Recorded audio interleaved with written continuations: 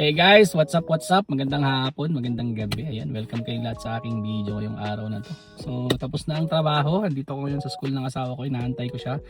Aantayin ko siya mga 1 hour. So, might as well gawa na lang ako ng video. Nandito naman ang sasakyan ngayon ng aking Aura. Ayan, so update ko lang kayo kasi malapit na kaming umuwi para magbakasyon. So, may bago akong ginawa ngayong araw na to. Today is July 27.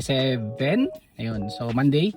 Ayan, ang ginawa ko ngayong araw na to is yung buffer ko, nagdagdag ako ng panibagong funds dun sa copy trading ko. Pero this time around naman, ang ginawa ko, nagdagdag ako ng funds sa panibagong provider. So tatlo na ngayon yung provider ko.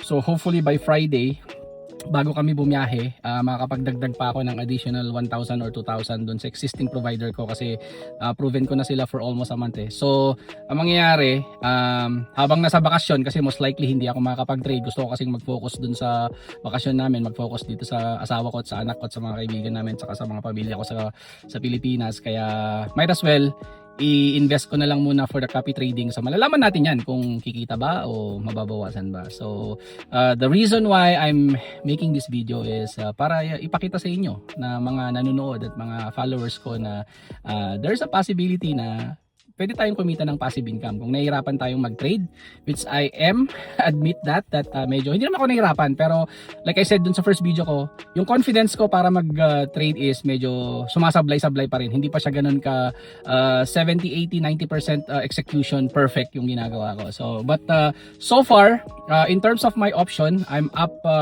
like 8% for the past month, I mean this month of July.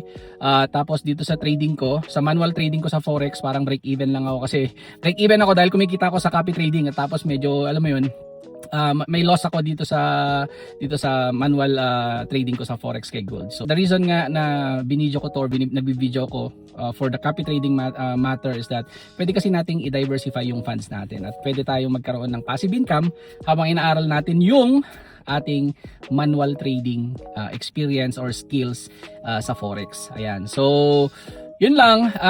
Again, disclaimer, there is no 100% guaranteed assurance na kumita tayo lagi. There's always a risk pagdating sa trading. Pwede kang kumita, pwede kang mabawasan. So, this is not a financial advice. I'm just sharing to you my experience. Kasi baka mamaya ma-encourage kayo. The second one is, kaysa nakatenga yung pera nyo dyan sa alkansya, nakatenga nyo yung pera nyo sa bangko na hindi naman kumikita. So, gawa natin ng paraan para makahanap ng additional income or funds natin na pwede natin gamitin everyday. So yun guys, pagkatapos ng bakasyon ko, balikan natin ulit tong video na to. Tingnan natin yung aking mga accounts, kung ano yung magiging resulta, kung profitable ba or nag-loss pa. Kasi gusto ko talaga siyang i-document tapos ipakita sa inyo na talagang meron siyang resulta.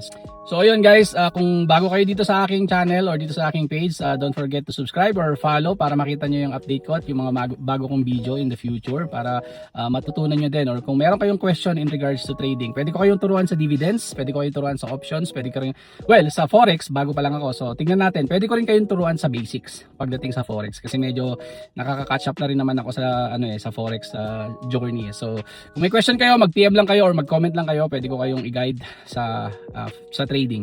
Kasi ang goal natin, magkaroon ng financial freedom at makapag-quit na tayo. Makapag-quit na ako sa aking 9 to 5 journey. So, yun. Thank you very much for watching and see you on my next video. Let's go!